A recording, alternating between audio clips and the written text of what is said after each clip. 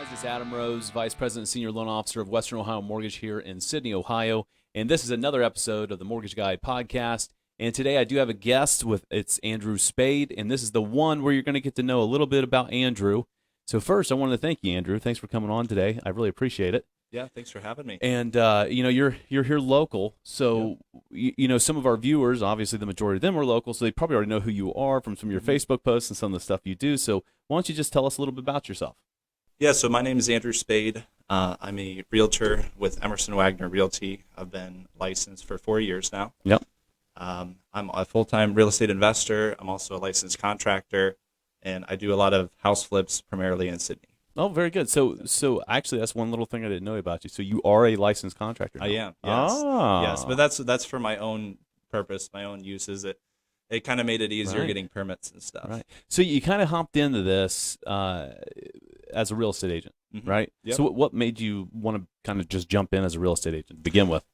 So I've been in the real estate business ever since a young age. My parents started flipping houses when I was 13 years old. Right. So I was always out getting dirty. And so I decided that I wanted to get into real estate at some point, and the best option was sales. Very good. Yeah, I mean, that's how we kind of got to know each other was we did a couple of deals together, and at Emerson, that's how that kind of started. So from there, you left your day job, right? Because not only do you work at Emerson Wagner, but you worked at Emerson Climate, right? It's a little too many Emersons in this town, I think.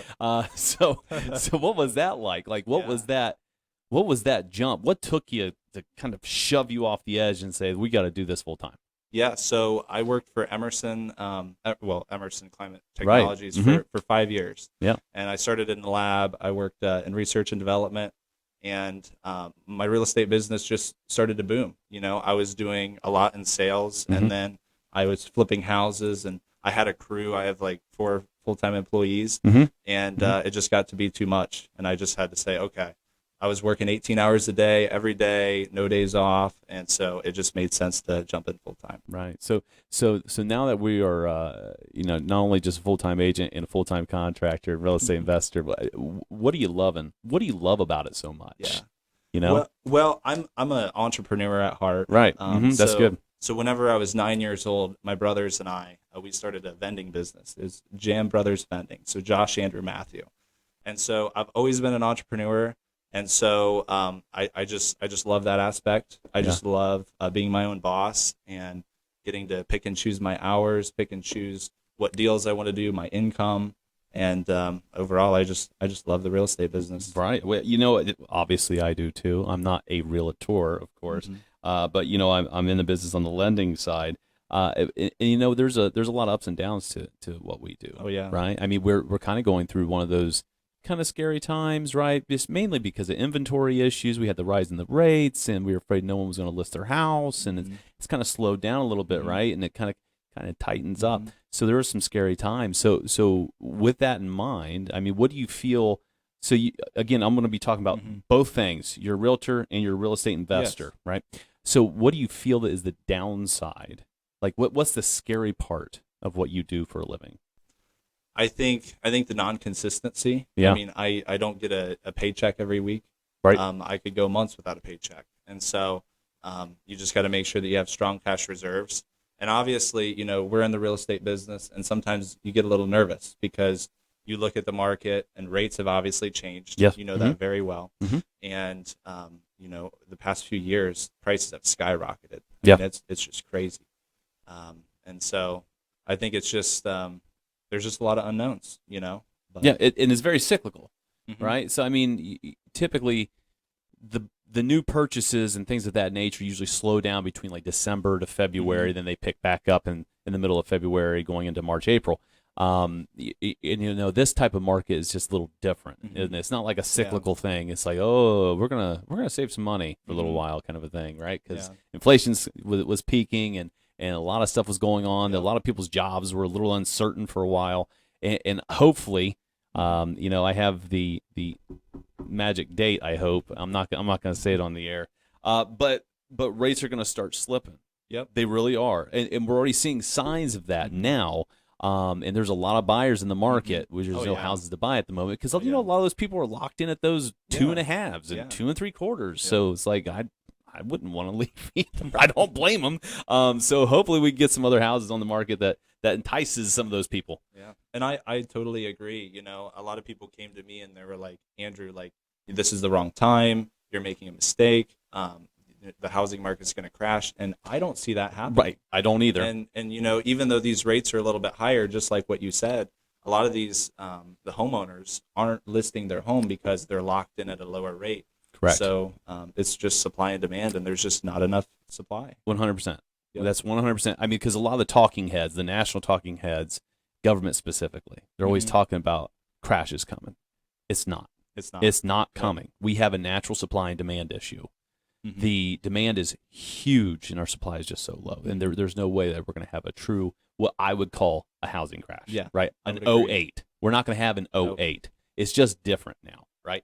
So we're just trying to, we got to kind of deal with that. So in your line of work, we just discussed, you know, there's a lot going on. There's a lot of risk involved, a lot of ups and downs, but it's a lot of reward to it, right? For sure. So you feel that because I invest in real estate myself. So that going into this rough looking property, changing the look of it 100% and looking at the final product. What is that like? That feel? It's so satisfying, right? I love it, and I love buying the junk that nobody else would touch. Right. Yeah. And say, I can do this. I can do this. I can change this. And really, what's it's not just about the house too. It's also about the neighborhood, because really you start flipping these houses and neighbors see that. Yeah. And it starts. It spurs development, right? They're like, exactly. You know what? I want to clean up the outside of my house. I just got this guy came in next door that was a crappy house and made it beautiful. I need to do something, right? Kind of spurs that. That's great. And, you know, that's what we're trying to look for here, especially here in Sydney. There's some communities that are being focused on by the town, try to clean it up, bring them up, especially some of the areas where there might be some landlords that are kind of letting their property go a little bit. So we're trying to get through that as well. So anybody that's hopping in or decides, hey, you know what? I want to do what Andrew does. Now, I'm not encouraging everybody to do this, okay? So don't take that as an endorsement. It is a risky move. You got to know what you're doing. You've got to take that risk, obviously, to get that reward. But any advice you would give somebody if they were like, you know what? I want to become a realtor full-time, and I want to hop into real estate investing. That's what I want to do. What would you tell them? I would say it's by far like the best career decision I've ever made. I love it. But I would say, you know, because I got into real estate investing in 2019. And so whenever I got my license and then I started investing, a lot of people were like, hey, you need to be all in. You need to jump all in. You need to quit your job. And I wouldn't advise for that personally. I think everybody can have a side hustle. And I think it starts out as a side hustle. And you learn, you make mistakes, you grow, and then eventually it can become a full-time thing. But you really got to grow your roots, and you got to have those strong cash reserves. Kind of dip your toe into it and say, hey, because you don't know. You may hate it. You may run into these problems on these houses like, I don't ever want to do that again. Right? I'm done. It stresses people out. It's a very stressful business. I mean, you know, you're dealing with tenants and toilets. I mean, you could tenants and toilets. I know, right? I love it. Yeah, people could call you at midnight, and you got to run over there and fix a water leak or whatever. I mean, you're never off the clock. Right. So, you know, I was going to ask you, you know, when you were younger, did you picture yourself doing this? And I think based off your bio and, you know, your family flipping homes and investing in real estate when you were 13 years old, I think that was the age, right? Yeah. So it kind of answers that question, right? It's something that's always kind of been there and you kind of dove into. So that's really good coverage. So one of the last things I want to ask you, and we always ask everybody, not everybody has a story, but I need to know, the viewers want to know, what is the craziest crap you've run into in your field, right? What kind of crazy stories you got? I've had some crazy things happen.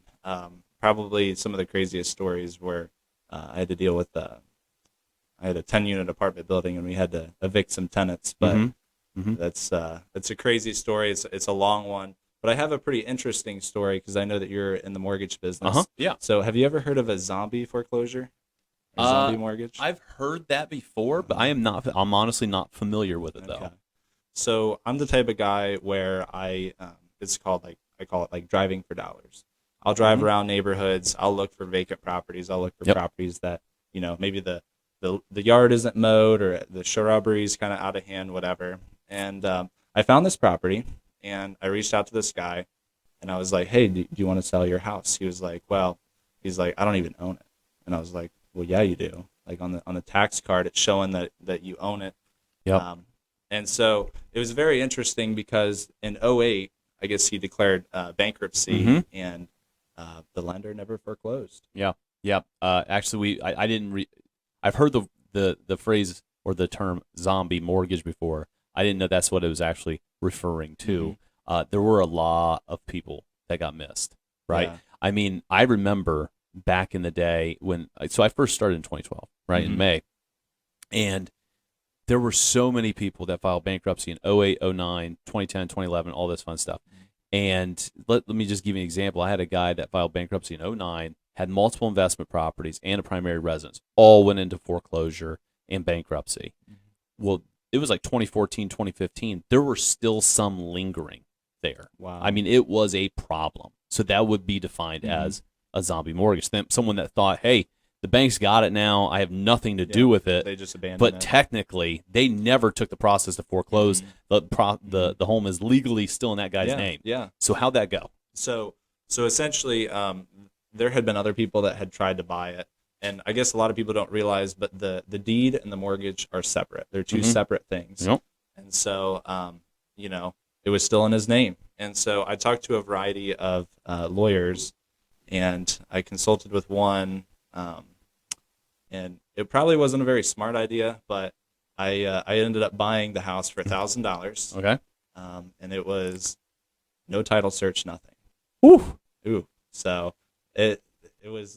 That's scary. Yeah. Yeah. They could have foreclosed against me. Right. But what we did is it's a complaint to quiet title. Yep. So we filed that against the bank, and they had 28 days to respond whether they were going to pursue the mortgage or not. And they were bankrupt. They didn't reply.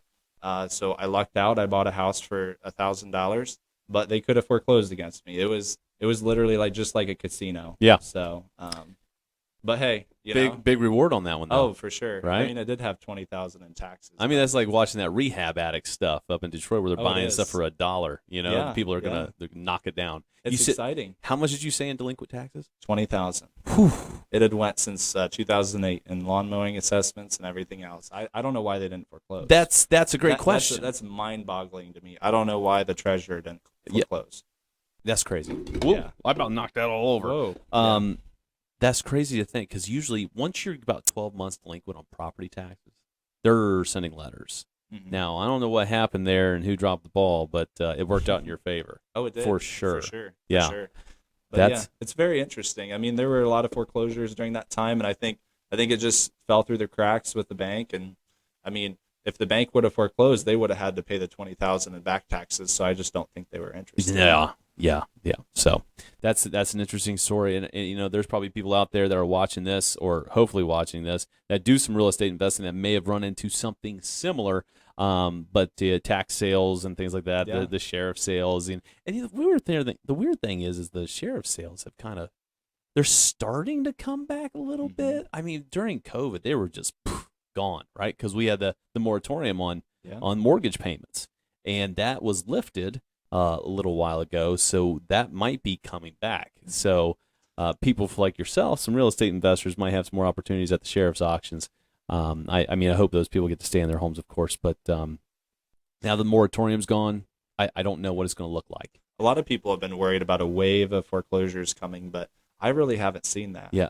I go on the clerk of courts, and I see a few foreclosures, but nothing crazy. Yeah, nothing out of hand. I remember we used to look in 2015, 2016.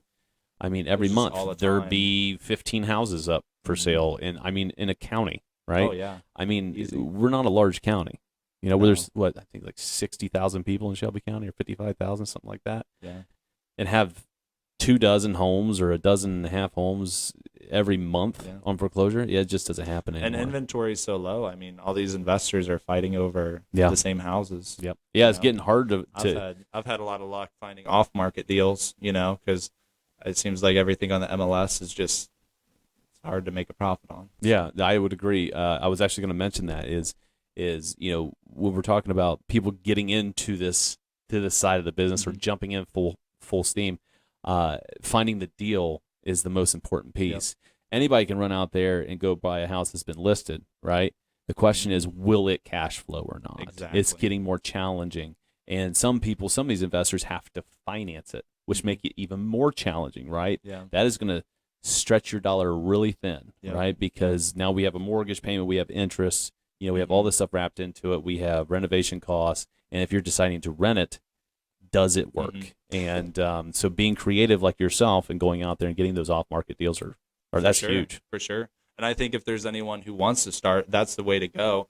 You want to go out there and you want to find a deal. If you can find a really good deal, investors will back you. You can, there's wholesaling where so you can go that route where you essentially assign a contract and then for a fee, or, you can find a partner or find a lender. I think the biggest thing in real estate is just finding that deal, Because what I love about real estate is that it's an imperfect market, right? So, with the stock market, if a stock's trading at $100, you have to buy it at 100. But in real estate, you can find a deal. Maybe you can buy it for 75. Right. And when it's Discounted. worth 100. Yeah. Very good. Well, I appreciate your time on here, Andrew. Hopefully everybody got something out of this. I think it's very informative. It's a crazy cool insight on how you got into it. And so I'm sure we're going to be doing more deals in the future together. And that's it for us this week, guys. Remember, when you're taking a peek at the video, like it, share it with your friends, and subscribe to YouTube. And we'll see you guys next week.